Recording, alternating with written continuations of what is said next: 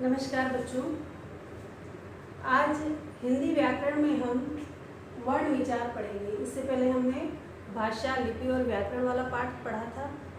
व्याकरण के 3 अंग बताए गए थे: वर्ण विचार, शब्द विचार और वाक्य विचार। तो आज हम वर्ण विचार पढ़ेंगे। वर्ण क्या होते हैं? वर्ण आपने छोटी क्लासेस में पढ़ा है, वह इकाई जिसके और टुकड़े न किए जा सके, और टुकड़े न किए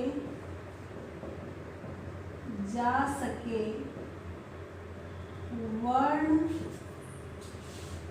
कहलाते हैं। वह इकाई जिसके और टुकड़े नहीं किए जा सके वो क्या कहलाती है? वर्ण। जैसे क, अ, ख, ये सभी क्या है? वर्ण है। क्या क के और टुकड़े किए जा सकते हैं? नहीं। ये अ के और टुकड़े किए जा सकते हैं? नहीं। ख के किए जा सकते? नहीं। ऐसे बहुत सारे वर्ण होते हैं। वर्ण वैसे 2 प्रकार के बताए गए हैं।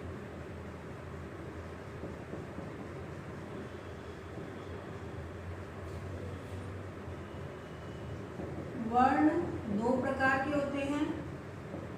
छोटी क्लासेस में पढ़ा है।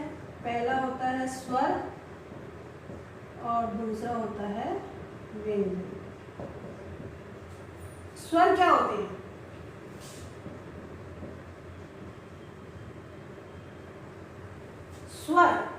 स्वर वे इकाई है किसी वर्ण की जिससे बोलने में किसी की सहायता की आवश्यकता नहीं होती है। जिन वर्णों को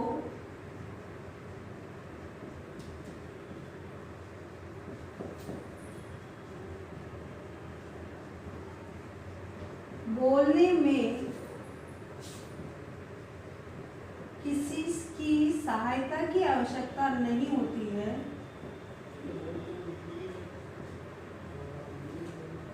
किसी वर्ण की लिखो, किसी वर्ण की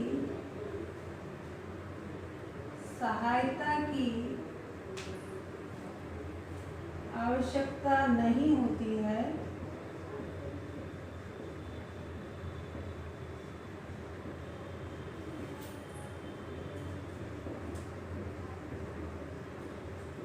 वे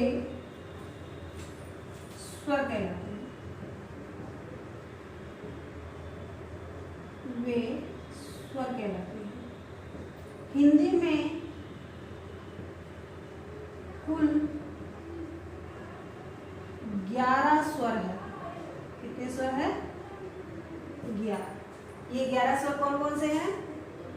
अ, आ, ई,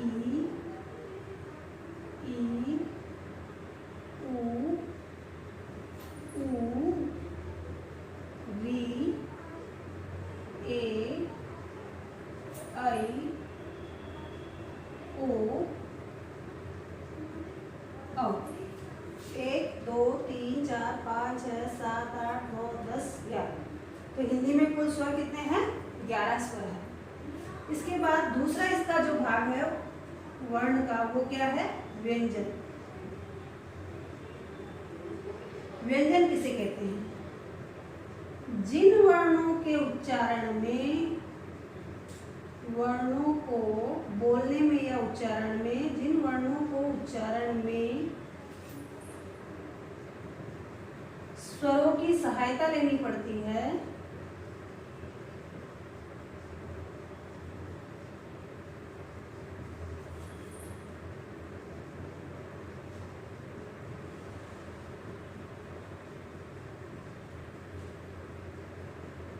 स्वरों की सहायता लेनी पड़ती है, उन्हें व्यंजन कहते हैं।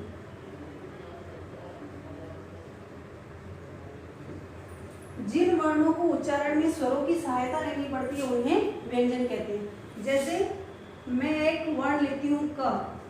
अब जब हम क का उच्चारण करते हैं तो क के साथ क्या प्रोनाउंसिएशन, जब मैं बोलूंगी क तो इसमें क्या आएगा क धन अ, मतलब इसके साथ में क्या जुड़ा होता है, अदृश्य रूप में जुड़ा है अ। अगर मैं बोलती हूँ का तो इसमें क्या जुड़ा हुआ है, क धन आ, मतलब कि ये वर्ण, ये जो व्यंजन है, वर्ण जो व्यंजन है, व्यंजन को बोलने के लिए हमेशा स्वरों की सहायता लेनी पड़ती है। इसके बाद हम स्वरों की बात करते हैं। सबसे पहले स्वर और किस किस प्रकार के बताए गए हैं।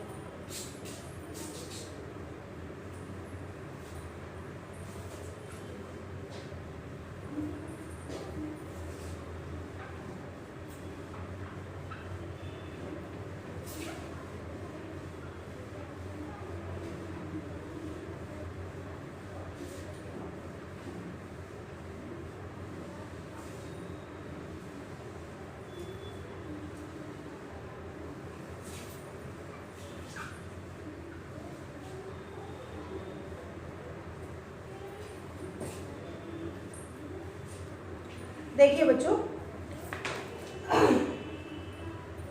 स्वर के भेद, स्वर के भेद, स्वर के 3 भेद बताएंगे। स्वर के 3 भेद हैं। स्वर के 3 भेद कौन कौन से हैं? पहला है ह्रस्व स्वर, दूसरा है दीर्घ स्वर और तीसरा है प्लुत स्वर।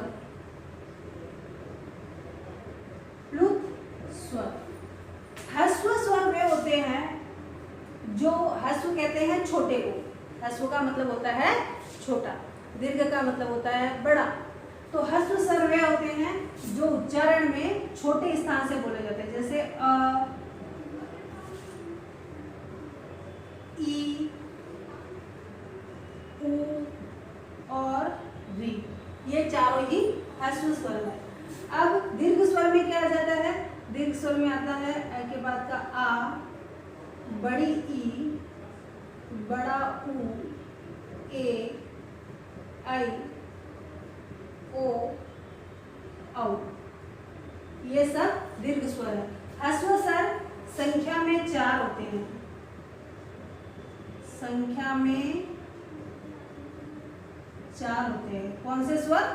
ह्रस्व स्वर संख्या में 4 होते हैं। 1 2 3 4 5 6 7। दीर्घ स्वर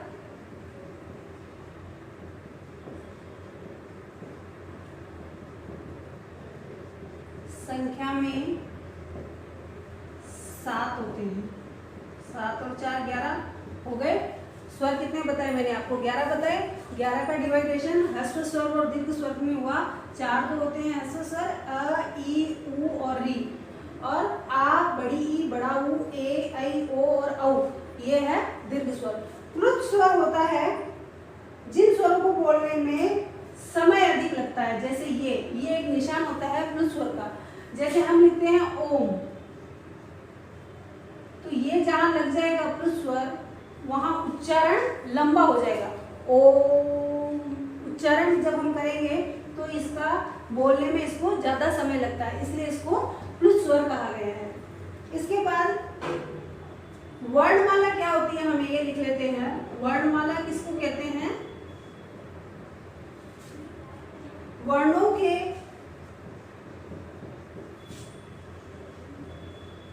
व्यवस्थित व क्रमिक समूह को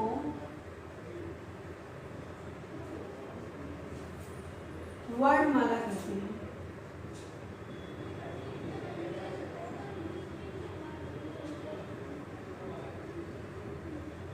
वर्णमाला कहते हैं। अब स्वरों की मात्राएं देखो, मात्राएं